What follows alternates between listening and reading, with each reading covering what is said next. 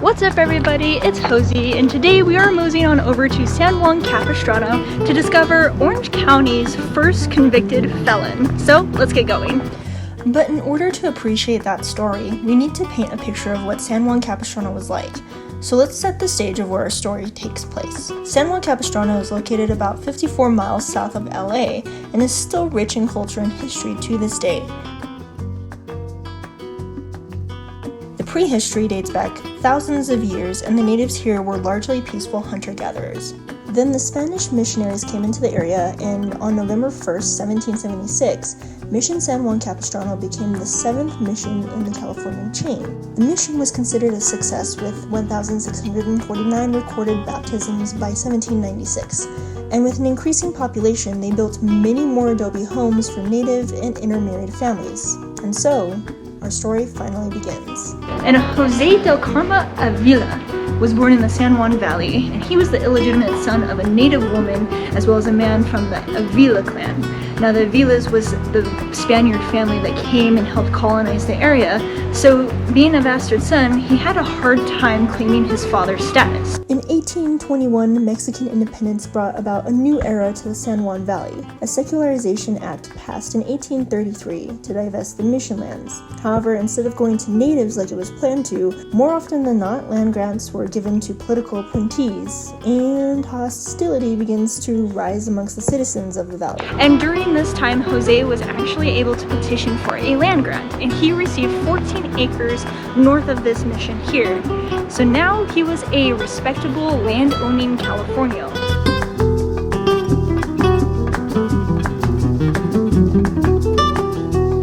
Everything out here is just absolutely beautiful. They've kept it so nice. And it's a beautiful day. Alright, moving on.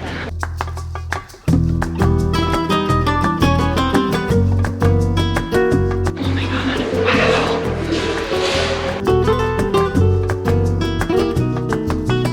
That church was amazing.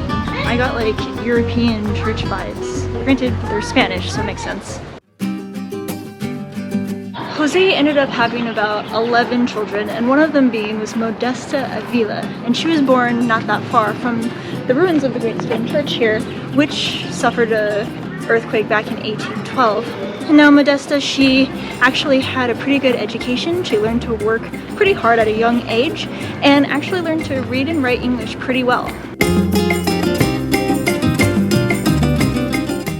And during Modesta's childhood, railroads in the area began being laid, and they completely changed the lives of many people. So, I mean, if you had a railroad that came through your town, that brought a lot of tourists and a lot of attractions, but God forbid, if the railroad just passed by your town, no tourists, potential economic collapse. Because the railroads were so influential, they ended up coercing or forcing landowners into selling their properties, and many of these landowners couldn't defend themselves against these powerful companies, and the Avilas were of no exception. Now in 1886, Jose sold his 14-acre parcel for well below market value. However, the sale was never made public, and many speculate it was to basically save his social standing that he had worked so hard to get at the time. Even though the land was sold, Jose Avila and his family still lived on it and took care of it, keeping their appearance of its ownership. As the story goes, 22-year-old Modesta never knew that her family's land had been sold, since she was frequently in and out of town. Although she had a boyfriend, she remained unmarried at that age, making her a very independent woman for that era. In 1888, the California Central, a sub-company under the Santa Fe Railway, laid tracks outside Modesta's family home. Now, I don't know why a year later, it took her a full year to get pissed off. Maybe she was PMSing, maybe had some really crappy intimacy with her boyfriend the night before, I don't know. But Modesta, she comes from her house, takes a railroad tie and obstructs the railroad right here with a note saying that this land belongs to me. If the railroad wishes to run here, they'll have to pay me $10,000. Now, popular legend has it that it was a laundry tie that she put to the railroad tracks, but historians don't like to make life exciting and make it a little bit more realistic. So, yeah. A railroad agent named Max Mendelson was actually waiting for a train somewhere maybe right around into here, and sees Modesta sitting on her porch right over here and he sees the obstruction. So he goes over and he removes the obstruction and he yells at Modesta not to do it again. And then a conversation ensues, and we're not quite sure exactly what happened during that conversation because Modesta was convinced that the railroad was going to pay her the $10,000.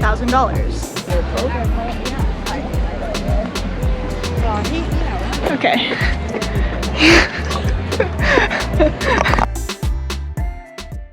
And in celebration of this, she held a fiesta at her house. That night, Modesta was arrested for keeping a disorderly house and disturbing the peace. She was released soon later, but because of her brushes with the law, rumors of her being a sex worker began to circulate, some of which persist to this day. In October of 1889, Modesta was charged and arrested for the obstruction on the railroad tracks. Now, the first court case ended in a hung jury, and then the second trial she was actually convicted, making her Orange County's first felon.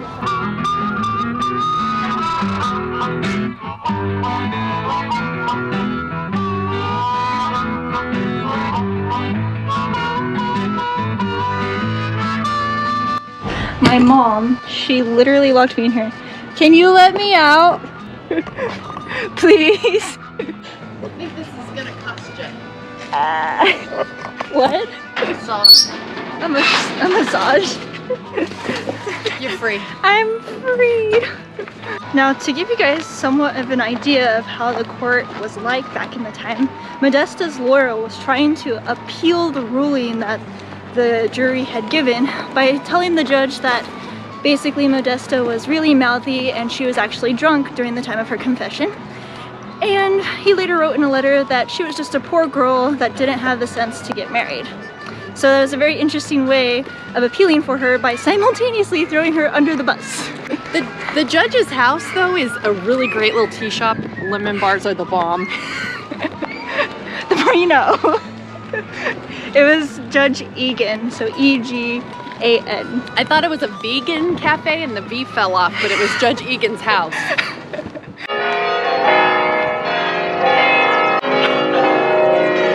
That's so cool. Now, what became of Modesta Avila? There are many speculations. For over 100 years, it was believed that she died in prison having contracted the flu 2 years into her sentence. Then there was some evidence uncovered that suggested she was discharged. Her famous mugshot is often cropped, never showing a note on the top reading, "Discharged, March 3rd, 1892. This also adds up with an article from March 5th, 1892 in the San Francisco Call that reported a quote-unquote Modesta Bulao was being discharged from San Quentin for obstructing railroad tracks. Then in 1899, there was a marriage that happened between a Frank Edward and a Modesta Avila in northern Cali. From there, no more records were found. Some legends even say that Modesta Avila is the White Lady, seen walking up and down the railroad at night and haunts San Juan Capistrano. So is this Modesta's spirit, or potentially the La Llorona legend that also circulates San Juan Capistrano? We may never know. Pepper tree, and his name is Old Mr. Tree, circa 1800. That's great.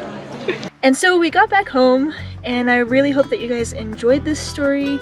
It was really fun kind of researching this and understanding some of the influence and some of the unique history that's down there.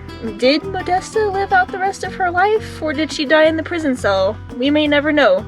But let me know in the comments what you think. If you like this video, feel free to give it a thumbs up and hit subscribe if you want more content just like this. So I'll see you guys in the next one. Peace. Now you're filming. Are you just gonna put me in your bloopers? No, I'm putting you in my video. And then the door leading to who knows where. People were exceptionally short back then.